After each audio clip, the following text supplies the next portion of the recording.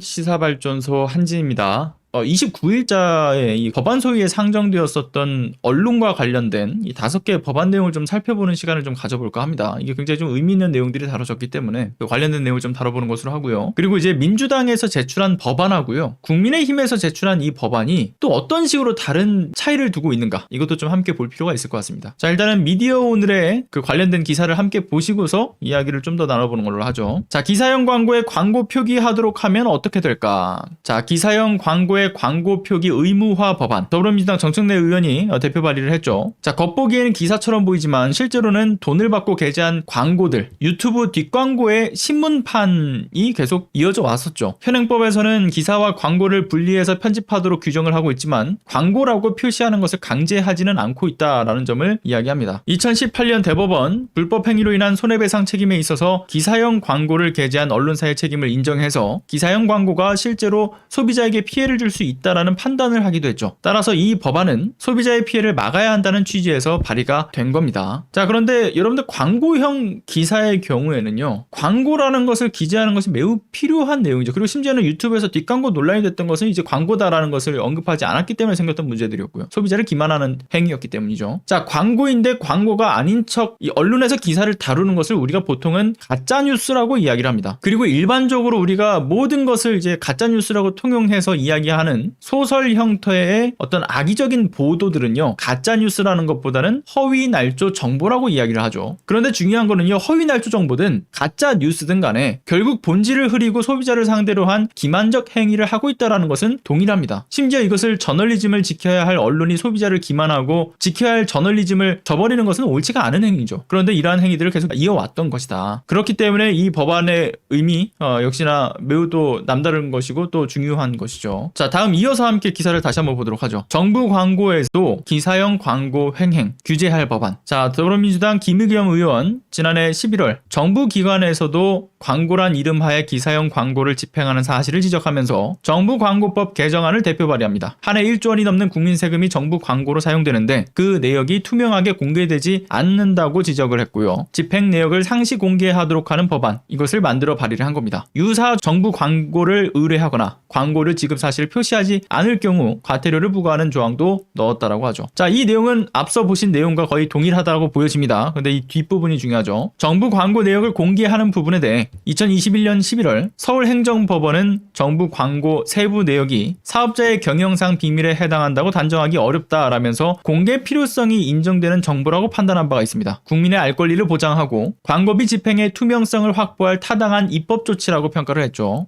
이게 집행되는 과정에서 광고다라고 하는 것을 표기하지 않은 문제는 앞선 그 정청래 의원의 발의된 법안과 비슷하지만 정부에서 집행하는 광고 역시도 그렇게 행해지고 있는 문제에 대해서 이것을 제도권에서 막아세우는 법안을 또 발의를 한 겁니다. 자, 그런데 저는 좀 다른 포인트에서 이야기를 해보죠. 일단은 국민의 세금으로 집행하는 광고지 않습니까? 그런 만큼 국민의 알 권리 차원에서 내역을 공개하자라는 의미도 이 법안에서는 담고 있습니다. 근데 무엇보다 이게 정말 중요한 게 뭐냐면요, 굉장히 중요한 게 이런 일들이 있었어요. 지난 미디어스의 지난 1월 달의 기사인데요. 국민혈세 정부 광고, 조선일보에선 지면 따로 증빙 따로.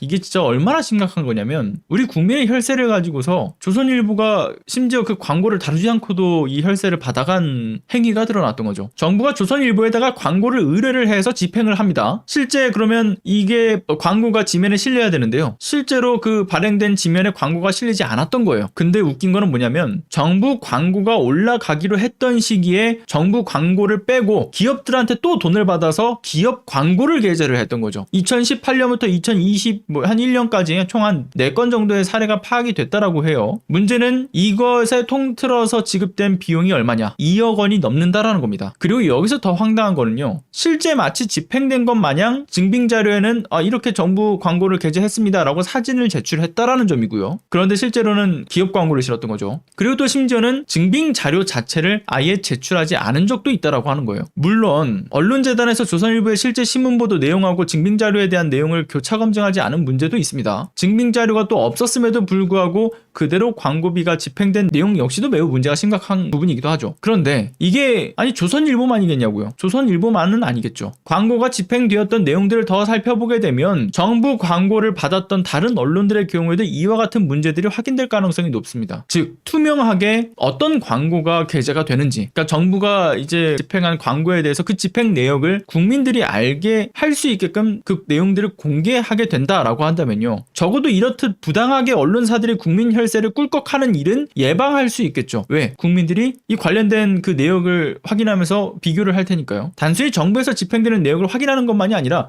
이제는 그 감시를 할 수 있는 권한이 시민들에게까지도 쥐어지게 된다면 조선일보라든가 다른 레거시 미디어들이 광고 집행과 관련돼서 장난질 치기는 어려운 구조가 되는 겁니다. 그렇기 때문에 그를 위해서라도 무엇보다 중요하지 않은가라는 생각이 들고요. 자, 다음 기사 내용도 다시 보도록 하죠. 자, 이어서 보겠습니다. 자, 검색 배제 청구권 신설 법안. 자, 마찬가지로 더불어민주당 김의겸 의원이 지난해 11월에 이미 정정 보도한 기사 등을 삭제해도 인터넷 포털 등에서 여전히 기사 검색이 가능한 사례가 있었고, 검색 배제 청구를 할 수 있도록 피해구제 장치를 보완하고자 언론중재법 개정안을 대표 발의하기도 했습니다. 현행법 언론중재위원회를 통해서 정정 보도를 하거나 반론 보도를 하거나 추후 보도, 손해배상 청구 조정 또는 중재 이런 제도를 활용할 수는 있는데, 그렇지만 정정 보도만으로는 피해를 막을 수 없기 때문에 인터넷 신문 사업자 등과 기사의 열람 검색을 차단하도록 합의하는 방식으로 구제를 받는 경우가 적지 않다는 점을 지적하고 있죠. 검색 배제 청구권이라고 하는 것은요, 실은 굉장히 좀 오래전부터 거론되어 왔던 법안이긴 합니다. 정정 보도가 이뤄졌다라고는 해도요, 기존에 보도된 기사가 이미 불특정 다수에게 퍼져나갔기 때문에 그 이후에도 계속해서 확산이 된다라고 하는 그 문제였던 거죠. 영구적으로 원래 보도되었던 기사가 그 온라인상으로 지금 남아있게 되면서 이제 계속되는 2차, 3차 피해가 이어지기 때문에 기사 삭제에 있어가지고 시민들의 잊혀질 권리의 보장이 필요하다라는 이야기가 있어왔던 거죠. 현행법의 정정 보도만으로는 한계점이 있다라고 하는 겁니다. 정정 보도만으로는 그 피해를 다 복구할 또는 막을 길이 없으니까 보도의 어떤 기사 열람이나 검색을 차단하도록 하는 건데, 그런데 이 내용과 관련돼서 반대된 의견들을 이야기하는 내용들은 이런 게 있더라고요. 검색 배제 청구권, 이게 국민의 알 권리와 표현의 자유를 과하게 제한하는 게 아니냐. 이거 언론중재법 반대해왔던 국민의힘 논리와 정말 똑같죠. 말도 안 되는 논리들을 펼치고 있는데, 일단 하나의 예를 들면 EU에서 과거에 잊혀질 권리에 대한 법제화를 한 적이 있었죠. 정부의 주체가 합당한 어떤 근거로 개인정보 삭제를 요구할 수 있고, 이에 대한 조치를 개인정보를 처리하는 입장이 있는 곳에서 조치할 의무가 있다. 다만 예외가 있다라고 하는 것을 EU가 정해놨던 게 뭐였냐면, 표현의 자유를 보장해야 된다. 두 번째는 공익적 사유면 안 된다. 법적 권리의 보장을 위한 보도의 경우에 같이 뭔가 굉장히 특정한 조건의 경우에는 삭제 요구권을 행사할 수 없다라는 내용이 있었어요. 아무튼 우리나라에도 이와 같은 법률이 진지하게 논해져 왔던 주제인 건데, 이 내용의 본질은 이겁니다. 개인의 사적 영역에서의 이야기라든가 사회적 차별을 불러일으키는 내용이라든가 이처럼 개개인의 인권을 정말 무참히 짓밟고 침해할 가능성이 높은 민감한 정보에 대해서는 잊혀질 권리를 인정하자는 거예요. 그러니까 즉 공공의 영역에서의 이야기라든가 공인의 경우에는 당연히 검색 배제 청구권을 허용시킬 수는 없겠지만, 김의겸 의원이 발의한 이 내용은 언론중재법의 보완적 개념에서 접근하는 거죠. 그러니까 다시 말하자면 언론중재법은 공인들에게 있어서는 해당되지 않습니다. 그렇게 보완적 법안으로서 나온 이 검색 배제 청구권 역시도 공인이 아니라 일반 시민들을 대상으로 하고 있는 거예요. 그러니까 언론 보도로 인해서 일반 시민이 피해를 보게 되었을 때 언론의 정정 보도만으로는 피해자의 회복이 어려울 수 있다, 막아세울 수 없다라는 것을 알기 때문에 원래 기존에 보도되었던 내용들에 대한 검색 자체를 배제하게 하는 조치를 취하게 하는 거죠.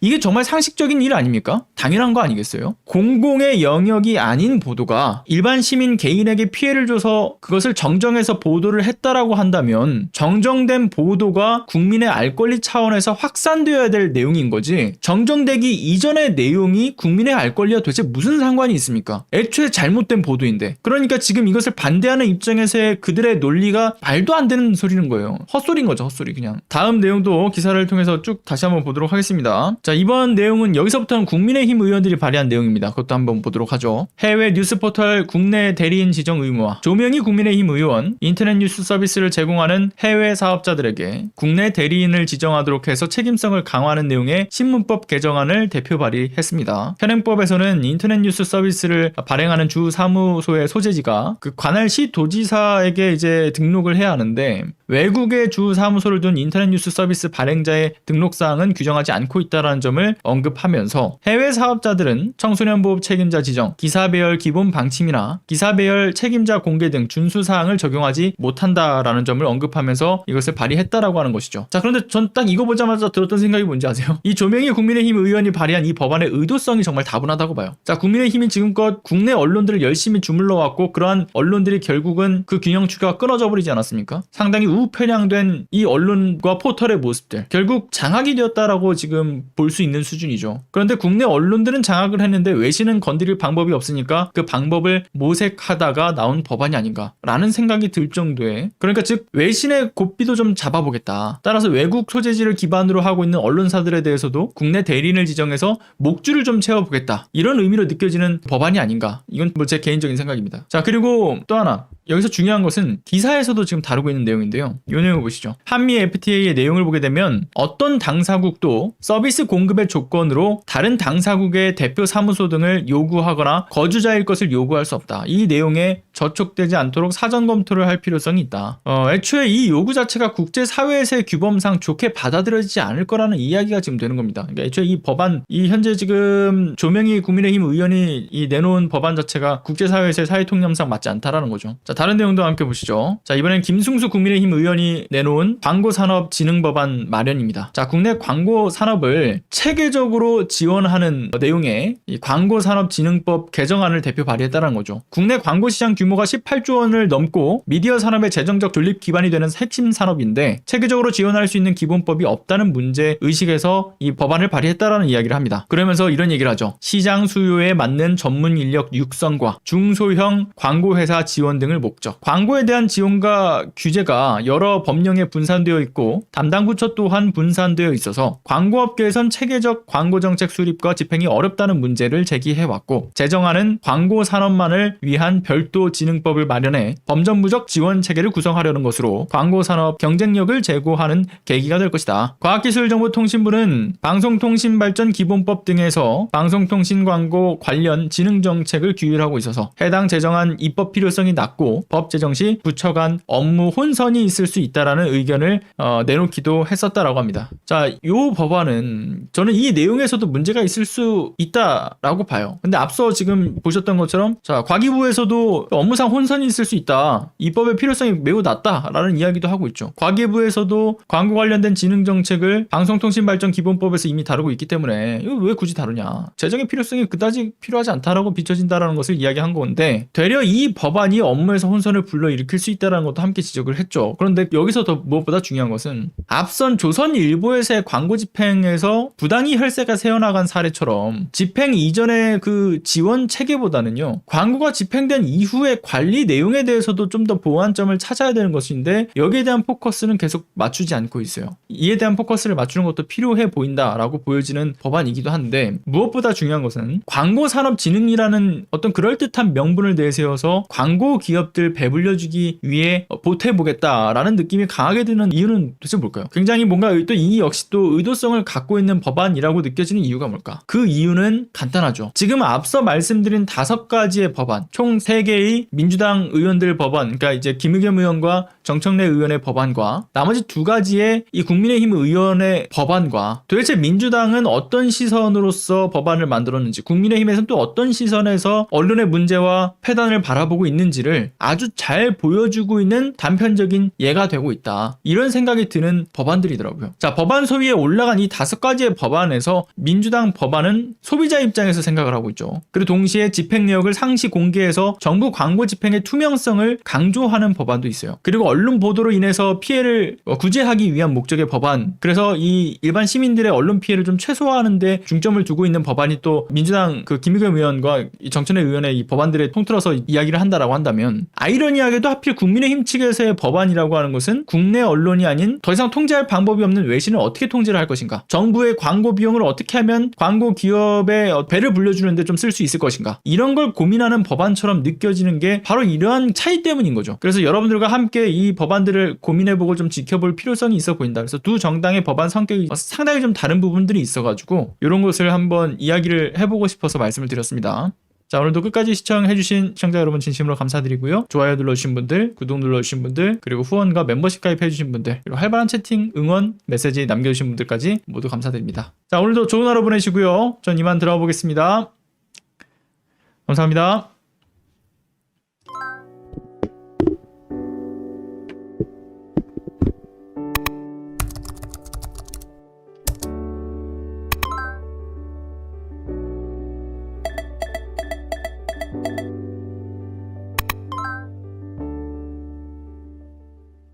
안녕하세요.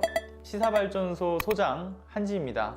시사발전소는 진실을 찾는 민주언론으로서의 역할을 다하기 위해서 다양한 방법으로 활동을 이어나가고 있습니다.